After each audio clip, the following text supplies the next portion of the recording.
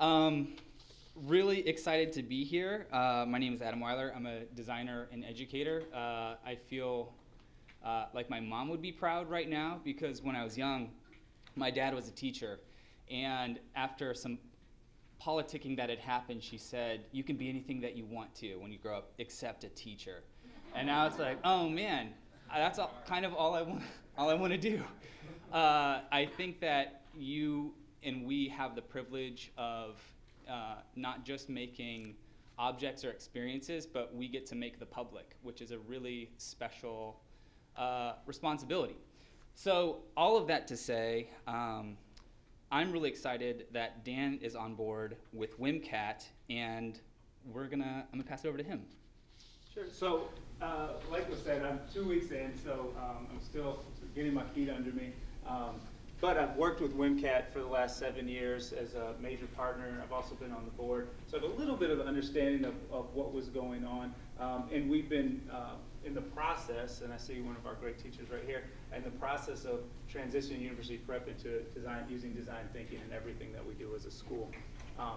And so one of the pieces that was really important to me as I started this new role was to kind of jump right in and get into that empathy phase. And so, you know, we put up there everything as a prototype. What's been amazing about my first 2 weeks at WMCAT is that we're living that out. Like everything, we've existed for 10 years, right? And by all accounts, we've been doing what we said we're going to do. We're achieving our mission. We're having success.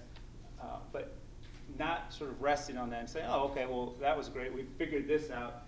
We understand that we've never figured everything out. And so what Adam and I decided to do today was to really take some of the lessons that we've learned through the process. And so this is sort of like an internal reflection for us. These were our lessons learned. And hopefully that kind of, you know, goes out and resonates with some of you as you're doing this work as well. So one of those things is that I love about design is depending on how you use it, it can either be a virtuous circle or cycle or a vicious circle. I don't know if you guys are familiar with that language. And when you refine and rethink the way you refine and rethink, it can be challenging because it feels like, well, what's solid? And I think as people, we get into these sort of habitual, oh, we do this because it works, and then eventually folks phase out, and then you're just left with this culture that you don't really understand. And so 3 years ago, we had, what I like about design also that we had talked about yesterday is this sort of iterative process refinement, making things more efficient, making things better, and that's part of what design does. Another thing that design does is it allows you to radically rethink paradigms and reframe problems so that way you can ask better questions to make sure whatever you're doing stays relevant. And so for us, the Teen Arts and Tech program was something that was has been, I think, nationally awarded, and you know, had an incredible engagement with students. They were coming in, they were going through content with really engaging teachers, being holistically cared for, and it was deep and it was good, but was it as good as it could be? And I think part of the power of design thinking is like, even with that thing that was really good, there was a way to make that deeper. And so Daniel's going to share a little story about community partners and the carry-all. Sure. So and we all know, and you talk about this empathy phase, and so shifting our programming from this idea, which we can do, you know, oftentimes we do, especially when we're working with certain populations, we go into it with this deficit mindset, right? That I'm going to do this for you. I have to do, and what you end up doing inadvertently is you create kids who are then dependent on you for whatever that is, as opposed to creating an opportunity for kids to start to learn how to break through roadblocks and think critically and do the things that we ultimately want them to do. So one of the big shifts in our programming was to shift away from, we're going to teach you how to do this thing. We're going to teach you how to sew, right? We have a fashion design class, and you're going to learn how to do all these things to really sew something amazing, which was cool, and it was great. And as Adam said, like, we were achieving what we said we thought we wanted to achieve.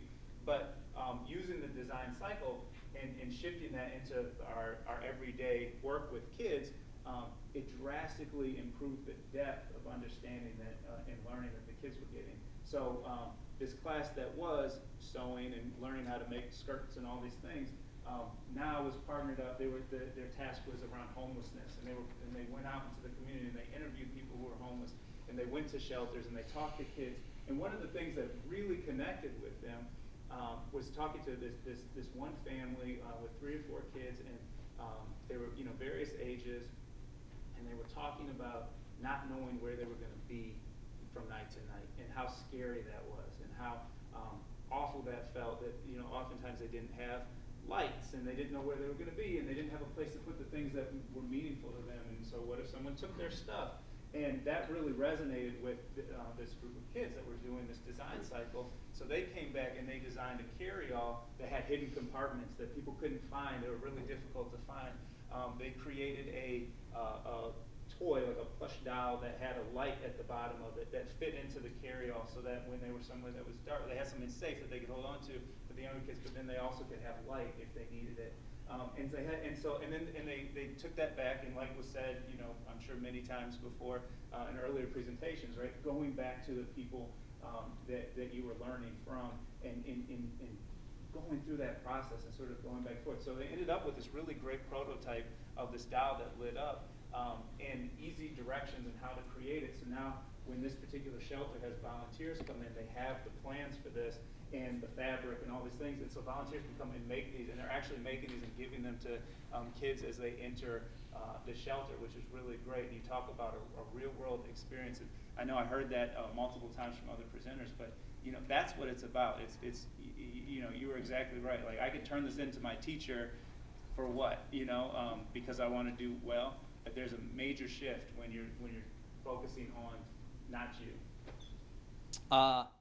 The paradox of design is, as much as it is not about you, it's also about you and your process. Just the other day, as we were putting this together, it was really fun to see the staff in our adult program there's a medical coding, medical billing, pharmacy tech program that individuals can come through, and over the course of a year, they get certified, and there's a really high job placement for that. But it's always like addressing those pain points. And so yesterday, they were running a group of our teen staff through their professional development workshop on business casual dress and professional attire. And just to see our other cohorts kind of like keyed into, how can we make this better, and not just towards the students, but institutionally, has been a really cool cultural shift. Again, I'm 6 months old at WMCAT, you're 2 months old, or 2 weeks, sorry. But it's exciting to think about what impact that will have in the next 2 weeks, a year, 5 years. We were in the if anyone's been in WMCAT, it's sort of an open space. So we're sitting here, we look through the window, we're talking about what we're going to talk about, and we look through the window, and they're prototyping a lesson. They're talking about it, they're reflecting. And what I left with was not only how great that was, that it sort of built in. I mean, this was the fun development. Everyone was in there doing this together. But then when you talk about understanding who we are as a program, if everybody who's there is intimately involved in working through these issues and prototyping together, we all have a much better understanding of what we do, why we do it, and can talk about it and live that mission out on a much higher level. And the other thing is, inside of that, theoretically, you can kind of like sit and make this amazing plan. And I don't know if any of you as instructors have gone through this, but you have this thing where it's like, this is going to be awesome, students are going to love this, and then you put it out and it's just crickets. But with this sort of like, how do you prototype these things fast? How do you get real feedback? The lower fidelity, the faster, the better. And you learn a lot. Yeah, you learn a lot faster. And even though it does take time and energy and resources up front, what you don't end up doing is sinking massive amounts of time and energy into this thing that has no disconnect to those that you're serving. As part of that too, thinking big. Again, having those moments where you can step back and radically rethink, why are we doing this? Are there better questions that we can be asking? But then testing strategically. So over the last semester, what we've been doing is looking at, WMCAT historically has done a phenomenal job of helping high school students graduate on time. We track them through that, and then in their application and their acceptance into college, but we haven't historically tracked post that. And so what we're interested in is how do we implement a long-term support system for them. And so going through a few design cycles, having listened and talked to students, a lot of them feel really alone inside of that, and so we developed this thing called Step Year. And the whole notion was like, well, first generation college goers often need to contribute to their families economically. They don't know why college, they've just kind of been told go to college. They don't know what opportunities are out there, so is there a way that we could like magically put together this year-round experience that paired college courses with strategic internships that they cycle through over the series of five industries with X and Y or Z. Awesome, amazing, would take a ton of resources and coordination to implement. So what can we do to test that in a really low fidelity way? So, and knowing what it is that you're testing. So we put together a 36-hour spring break blitz for our alumni.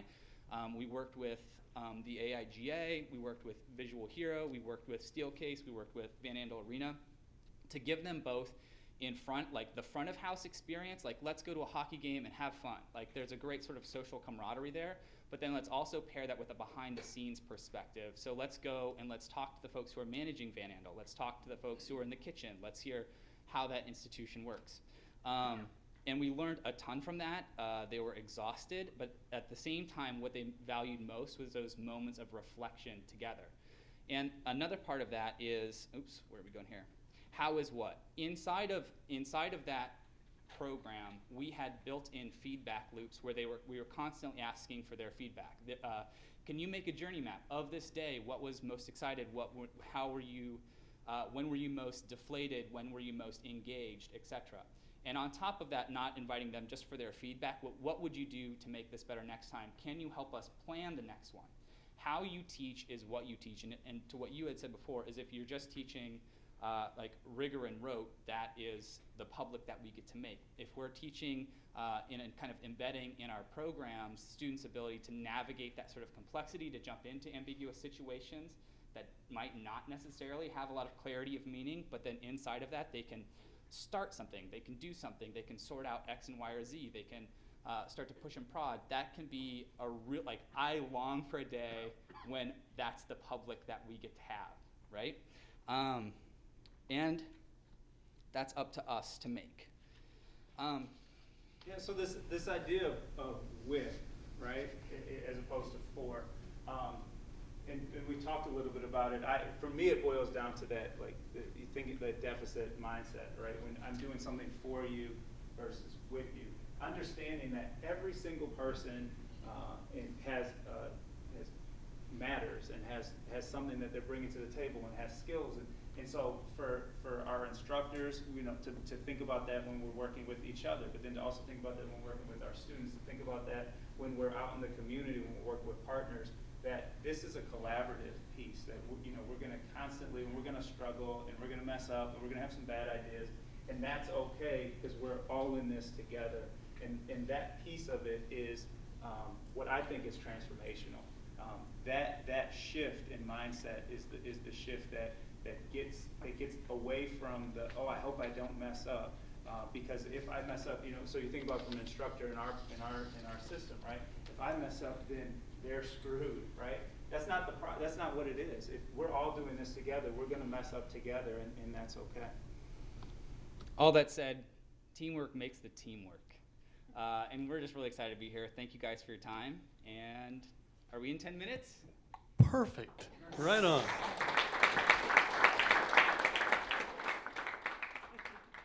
All right, so good morning. Thanks for being here, listening to us, and letting us share our story with you. Ours is a little bit different because as Dolores just said, sorry, as Dolores just said, we have kind of just stumbled into design thinking over the last 4 years, and Dolores joined kind of my efforts in the last year. And so what we're going to do today is just tell you about 3 of the design thinking projects that we've had our students work through.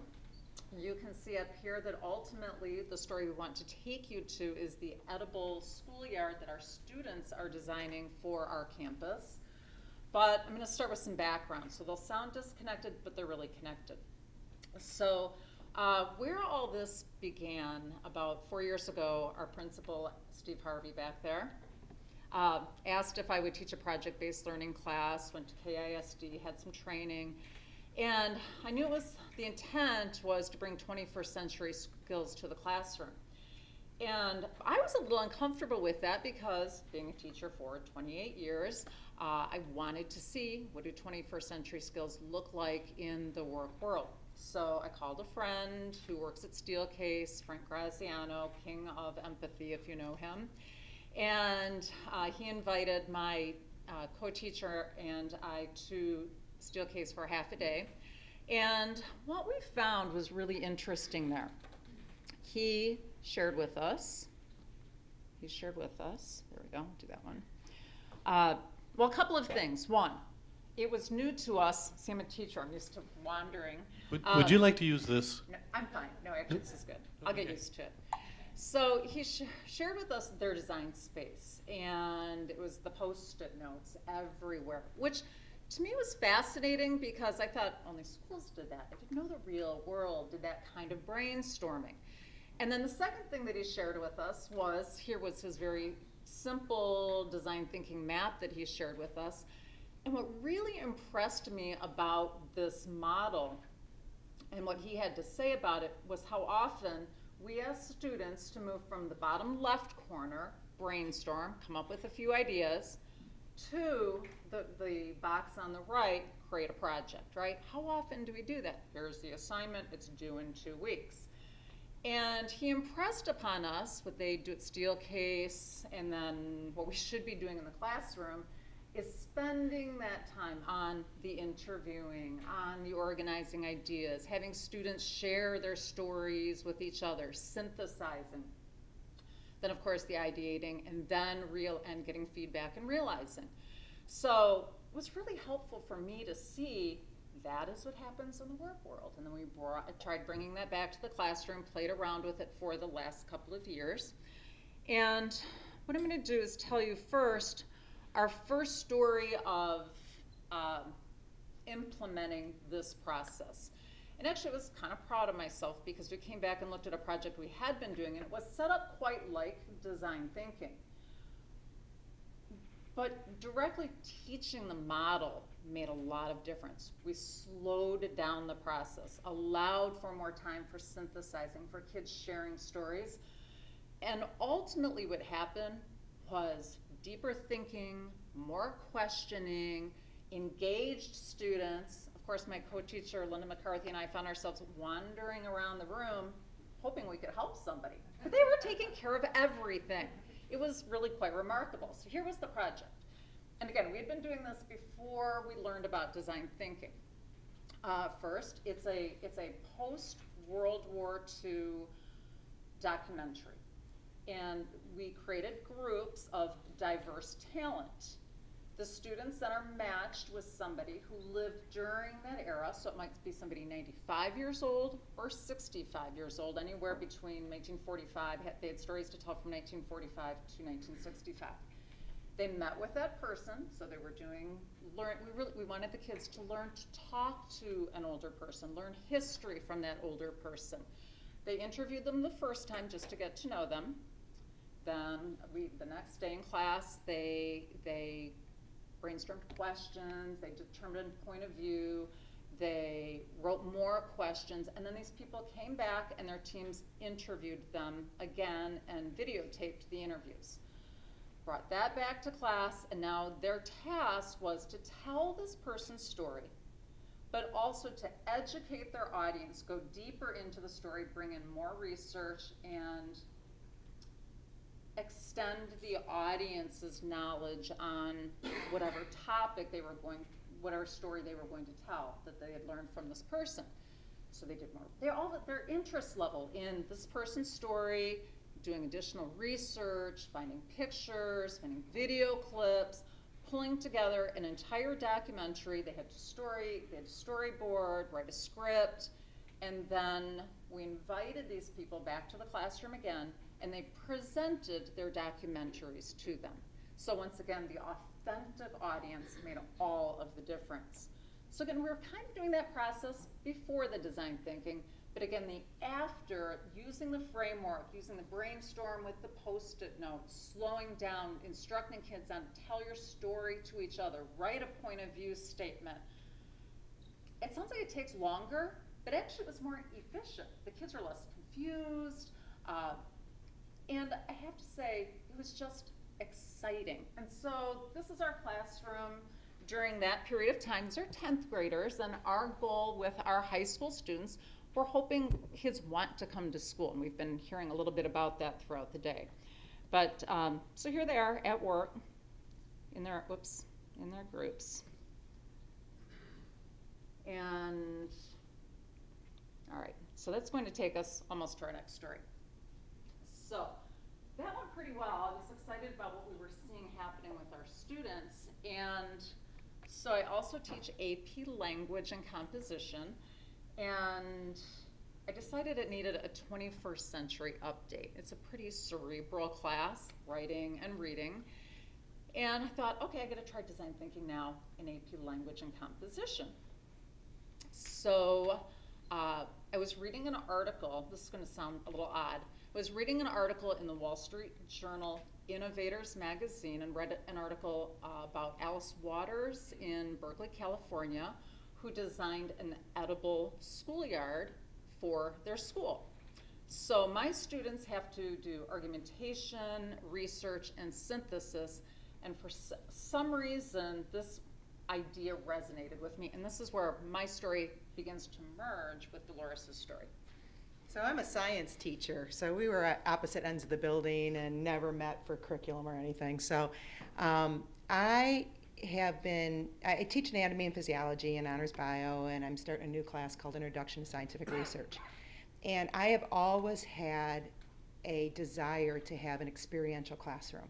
And that comprised of having inquiry science and lots of hands-on experiments and problem-based learning opportunities. And I see design thinking as now this umbrella. I have all of these components in my classroom, but this umbrella that starts with empathy and finishes with prototyping and continuing the scientific process to improve. And I was involved with a group called Groundswell, which is a service-based learning, outdoor environmental opportunity for teachers to get grant money. And I did it with my honors bio students for several years. We did all kinds of projects. A lot of them had like a garden theme to them. One of them was developing a native restoration site on campus.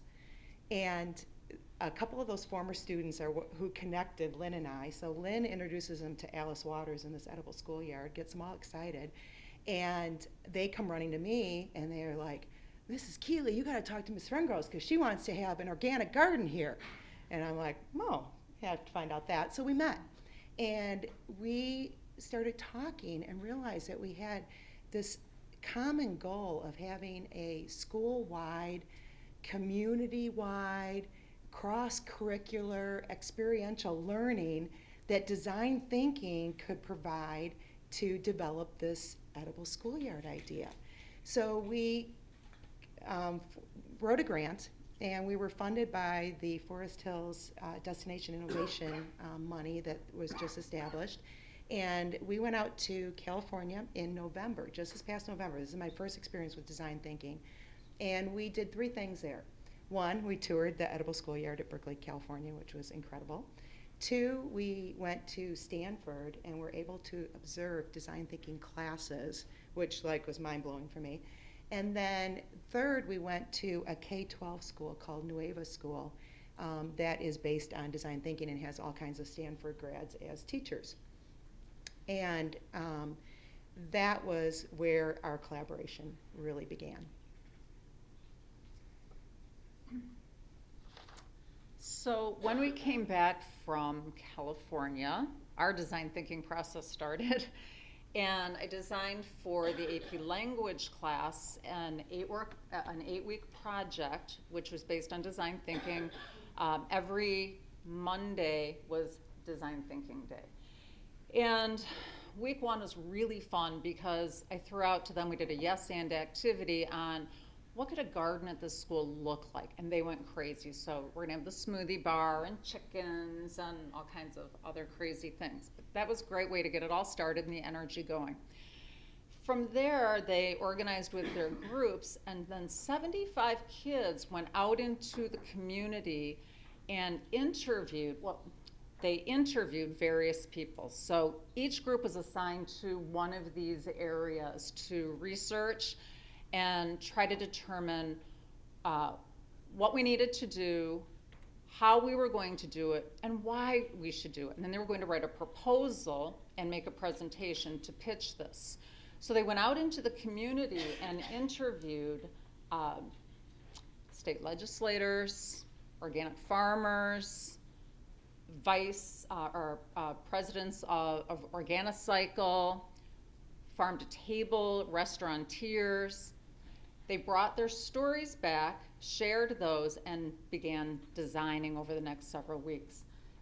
Each team wrote a proposal together, and then they put presentations together, and their audience was the superintendent, members of the Board of Education, our building administrators, other teachers, other students. So what had happened, they know this is a real event. They know this is going to happen. Their enthusiasm was remarkable. And their presentations, I've been teaching 28 years. I've never seen anything like it before. The time, the energy, the excitement that they invested into this project was remarkable. And the third challenge that we want to share with you is my honors biology students this past spring. I had a grant that I got for 100 blueberry plants and 100 raspberry plants. And that's what I had. And so their challenge to take a deep dive into was to figure out where these were going to go and what you needed to do to plant blueberries and raspberries to start this edible schoolyard at Forest Hills Eastern. So they saw the vision. They were really excited. They began by interviewing. They interviewed local farmers. They went out to blueberry patches and raspberry farms. They did a lot of research work on, pH and soil composition, and found out that you needed to test your soil at MSU Extension. And they researched mulching and watering options and all of that. And the net result was, so that was learning about planting on a contour hill. They wanted to give it a try, so we planted some of the blueberries on a contour hill. But the result was this absolutely incredible blueberry and raspberry patch now on campus, which I'm sure they're all excited to come back and see and hopefully pick some raspberries this fall. Design thinking added a new component to my science classroom. It engaged the students. They developed a real empathy, not just for the plant's needs, but for organic options and frame of mind, and also for the vision that this was to develop this edible schoolyard. They really had an empathy for that. They also worked collaboratively and really did some awesome brainstorming, like went way beyond what I envisioned. And they came up with prototypes. They were making maps of the garden, and they were prototyping watering options, and did a lot of actual implementation, and then we did plant it. So this coming year, we are going to be, Lynn and I are both working together now. So I have this Introduction to Scientific Research class, which is going to continue the challenge of developing this edible schoolyard on campus. And Lynn's class is going to be grant writing. So what a beautiful marriage of those two things. So this should happen. And our colleagues are beginning to contribute to this vision and want to be a part of it as well. So last but not least, oh, got another slide there. You can hear our enthusiasm about the process. I just wanted to share, our kids reflect after each project, and just wanted to share 3 that I picked out of the pile, what they had to say about the process. Using design thinking to plan the edible schoolyard was the first time that I felt like it was part of my education, not just a recipient of it. It became more than just a school project. It turned into a real, everyday project. I felt like this spurred me to work even harder and learn about a new topic.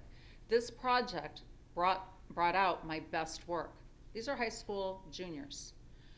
It was refreshing to not only hear and see the changes going on for education, but to be the change in Eastern's education. Thank you. Very nice. Thank you, thank you.